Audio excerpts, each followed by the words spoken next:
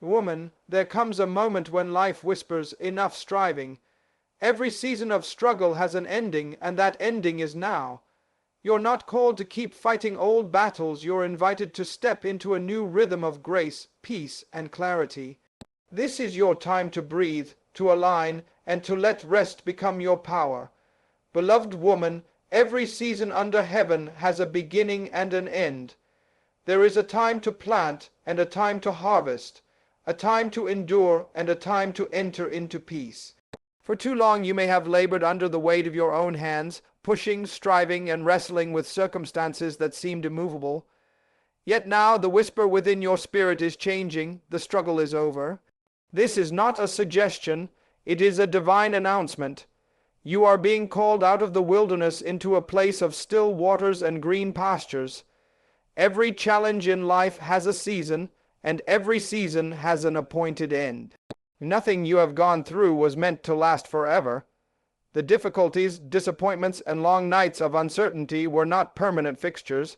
They were classrooms designed to teach you resilience, patience, and wisdom. When you understand this, you begin to see your life not as a string of random hardships, but as a sequence of purposeful seasons. Recognizing the end of the season of struggle begins with awareness. You must develop an inner sensitivity to timing to the quiet signals that tell you a shift is taking place. These signals are not always dramatic. Sometimes they come as a new sense of peace in situations that used to frustrate you. Other times they come as doors that suddenly close without warning or opportunities that appear where there was none before. Paying attention to these shifts allows you to discern when God is signaling that your time of striving is ending and a time of rest and favor is beginning. Many people miss their transition because they are so accustomed to struggle that they keep fighting even after the battle is over. They are like soldiers who have not heard that a war has ended, still guarding trenches long after the ceasefire. To recognize the end of your struggle, you must be willing to let go of the identity you built around it. Perhaps for years you defined yourself as the one who had to push harder, survive on less, or make things happen with limited resources. That identity served you in the wilderness, but it will hinder you in the promised land. If you continue to live by old patterns of striving in a new season of grace, you will exhaust yourself unnecessarily and even sabotage opportunities meant to lift you. This is why discernment is so crucial. The shift from struggle to rest requires a renewed mind and an attentive spirit. Practically, this discernment develops through reflection, prayer, and self-examination. Take time to notice what is changing around you. Ask yourself what lessons you have already learned from the hardships you faced. Identify where your energy no longer flows naturally and where new doors are opening without the same resistance you once encountered. These are often indicators that the season of struggle is closing. In some cases, relationships that were once necessary may begin to dissolve or feel misaligned. In other cases, new alliances will emerge seemingly out of nowhere, offering support and resources you never had before. All of these are signals of a new chapter. Recognizing the end of the struggle also involves shifting your expectations. If you always anticipate difficulty, you may fail to recognize favor when it arrives. A new season requires a new mental posture. Expecting peace, provision, and opportunity prepares your heart to receive them. It is not arrogance to believe the struggle is ending. It is faith responding to divine timing. As you adjust your expectations, you create room for new possibilities to manifest. Gratitude is a powerful tool in this transition. Thanking God for what is changing trains your eyes to see evidence of transformation rather than reasons for fear. Gratitude softens your heart and expands your vision, making you more receptive to the subtle signals of a closing season. It is also important to recognize that the end of struggle does not mean the end of responsibility. It means you move from fighting for survival to stewarding abundance. In the wilderness you learn to be resourceful. In the land of rest you must learn to be strategic. You are still active, but your activity is guided by wisdom instead of panic. This is why recognizing the end of a season is so empowering. It allows you to reallocate your energy. Instead of pouring effort into forcing what no longer fits, you can invest in what is unfolding. This shift frees you from unnecessary exhaustion and positions you for greater impact. Finally, understanding the end of struggle restores your sense of hope. When you know seasons change, you can endure difficulty with patience because you expect relief. When you discern the signs of change, you move with confidence instead of confusion.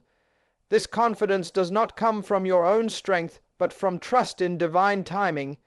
It gives you courage to release old habits, step out of limiting mindsets, and embrace the new reality waiting for you. Recognizing the end of the season of struggle is not just about relief. It is about readiness. It is the moment you stop fighting yesterday's battles and start preparing for tomorrow's opportunities. In doing so, you honor the journey you have walked, but you also open yourself fully to the rest, provision, and purpose prepared for you. Rest in the spiritual sense is one of the most misunderstood principles. Many people imagine that rest is inactivity, retreat, or passivity. In reality, it is one of the most powerful expressions of trust and alignment. True rest means you have reached a point where your confidence in divine provision and timing is so strong that you no longer live driven by panic, exhaustion, or endless striving. It is a posture of the heart, a rhythm of living, and a discipline that teaches you to let grace do what your hands cannot. Understanding rest as a divine principle begins with redefining what it looks like in daily life. It is not about doing nothing, but about doing the right things in the right season without anxiety. It is a state where your mind, emotions, and decisions are synchronized with a higher order, and because of that alignment, you experience peace even while you remain productive. One of the first lessons about rest is that it flows from trust. Anxiety is often a sign of misplaced trust. When you believe that outcomes depend solely on your effort, you will inevitably feel pressured to push beyond your limits. When you shift your focus from self-reliance to divine reliance, you enter a new way of living. This does not mean you abandon diligence, planning, or excellence. It means you approach your responsibilities with peace instead of fear. You move from frantic activity to purposeful action. You become like a skilled farmer who knows when to plant, when to water, and when to wait. The farmer's waiting is not idleness, but faith in the process. Likewise, stepping into rest does not make you careless, it makes you wise. Understanding rest also involves examining your internal dialogue. People who live in a constant state of striving often carry a voice in their head that says, if I don't do this, nothing will happen. Or I can't afford to slow down. This mindset creates burnout and steals joy from your achievements. When you internalize the principle of rest, that voice is replaced with one that says, I will do my part with excellence and leave the outcome in God's hands. Or I trust that opportunities will meet me as I prepare. This change in mindset is crucial. It is not simply about working less, but about thinking differently about your work, your worth, and your future. Practically, living in rest requires setting rhythms and boundaries. Without boundaries, you will drift back into striving. For example, setting aside moments of silence, prayer, reflection, or gratitude throughout the day recenters your mind and recalibrates your energy. This discipline creates space for insight, creativity, and solutions that constant busyness often blocks. Rest also means learning to say no to opportunities or relationships that disrupt your peace and alignment. Not every door is meant for you. Not every assignment is yours to carry. Recognizing this allows you to focus on the things that matter most and to steward them with strength and clarity. Another key dimension of rest is replacing fear with faith-based planning. Planning is still necessary, but it should not be rooted in panic or scarcity. When you plan from a place of rest, you are no longer trying to control every variable. Instead, you prepare, you act, and then you allow timing and grace to complete what you have begun. This posture removes the weight of outcomes from your shoulders and frees you to live with greater joy. Your work becomes an offering rather than a burden. Your achievements become a testimony rather than a measure of your worth. Understanding rest also means embracing stillness as a source of power. In stillness, you gain perspective. You can hear wisdom that is drowned out by noise and activity. You discover that clarity does not come from running faster, but from pausing long enough to see where you are. Many breakthroughs happen not during the moment of intense effort, but in the quiet afterward. By learning to value stillness, you position yourself to receive strategies, ideas, and connections that striving alone cannot produce. Ultimately, rest as a divine principle is about alignment. When you are aligned with purpose and timing, what you do becomes more effective, more impactful, and more fulfilling. You experience the grace of doing more with less effort because you are no longer fighting the current. Instead of pushing doors open, you walk through doors that are already unlocked. This is why rest is so powerful. It turns your life from a constant uphill battle into a journey guided by wisdom and peace.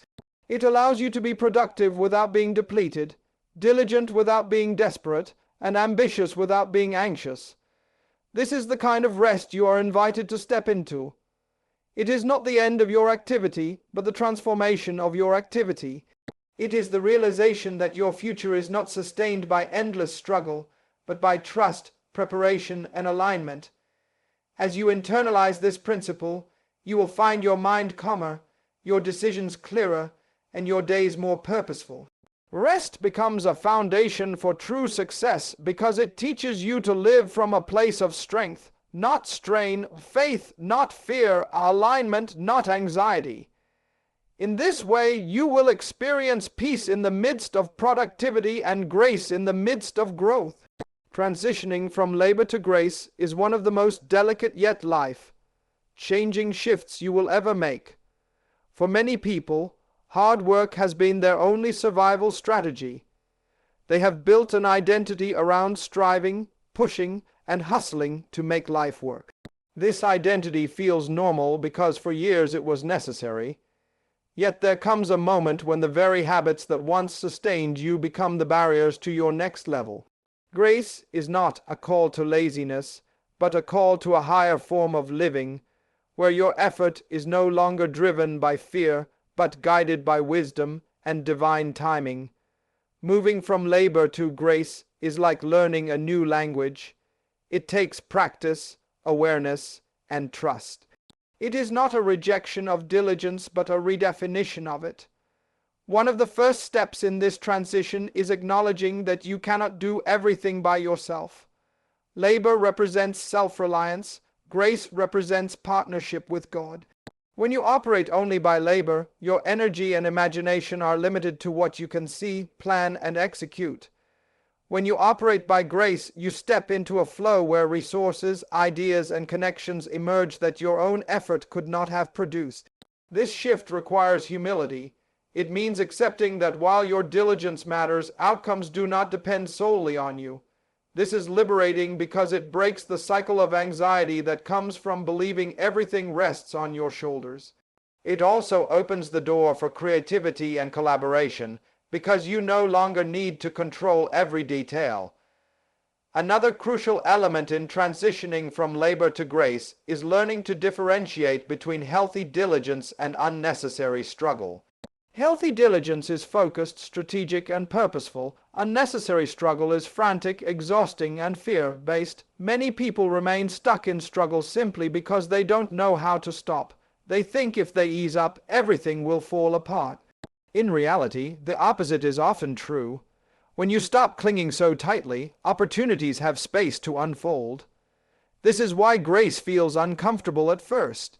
You are asked to trust timing instead of forcing it, to let go of doors that do not open, and to invest in what is flowing rather than fighting what is blocked. Practically, this transition involves making conscious choices about where to invest your energy. Instead of saying yes to every demand, you start aligning your efforts with clear priorities. Instead of measuring your value by how busy you are, you begin measuring it by how effective and at peace you are. This mindset shift changes the quality of your work and your life. You no longer chase every opportunity out of fear of missing out. You choose the opportunities that align with your purpose. This selectiveness is not arrogance, it is stewardship. Grace allows you to accomplish more with less because your energy is concentrated on what truly matters. Another dimension of moving from labor to grace is changing how you respond to obstacles. In the labor mindset, obstacles are threats that must be overcome at any cost. In the grace mindset, obstacles are indicators, sometimes even redirections. You stop seeing every closed door as a failure and start seeing it as guidance. This perspective spares you unnecessary battles and frees you to invest in open doors instead of banging on closed ones. Grace teaches you to flow rather than force, to listen rather than panic. It gives you the courage to wait when needed and the wisdom to act when the moment is right. Emotionally, the shift to grace brings relief. You find yourself less exhausted, less reactive, and more present. The pressure to prove yourself starts to fade, replaced by a steady confidence that you are supported beyond your own capacity. This confidence changes how you interact with others as well. You become more generous, more collaborative, and less competitive because you are no longer living from scarcity. You know there is enough time, enough opportunity, and enough provision for you to thrive without grasping. Ultimately, transitioning from labor to grace is about alignment with a higher source. It does not cancel effort, it elevates effort.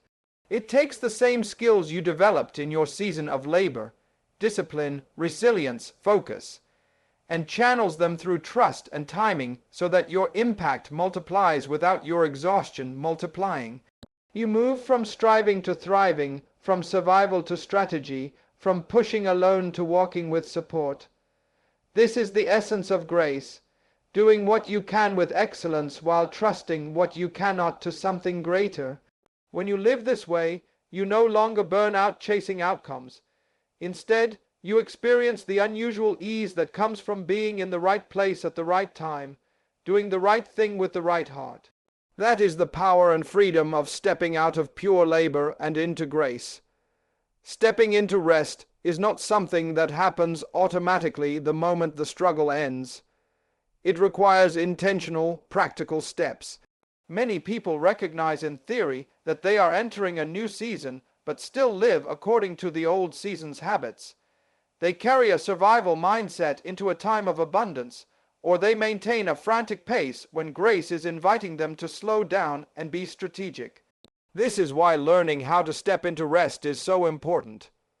It is not a passive shift. It is an active process of renewing your thinking, releasing old patterns, and establishing rhythms that align you with peace and purpose. Each step you take becomes an act of agreement with the new season you are entering. The first step is mental renewal. Your mind has been conditioned by years of striving, scarcity, or self-reliance. Those patterns of thought do not automatically disappear when circumstances change. You must consciously reframe how you see yourself and your future. Instead of thinking, I always have to fight for everything, begin affirming, I am entering a season where doors open for me as I prepare. Instead of anticipating resistance, expect favor. This shift in expectation does not make you naive, it makes you receptive. It prepares your heart to see opportunities and support where previously you only saw obstacles. Without this mental renewal, you may sabotage your own progress by interpreting rest as laziness or by feeling guilty for slowing down. The second step is releasing the old mindset of scarcity. When you live in scarcity thinking, you hoard energy, time, and resources because you fear they will run out. This makes it difficult to delegate, collaborate, or even enjoy what you have.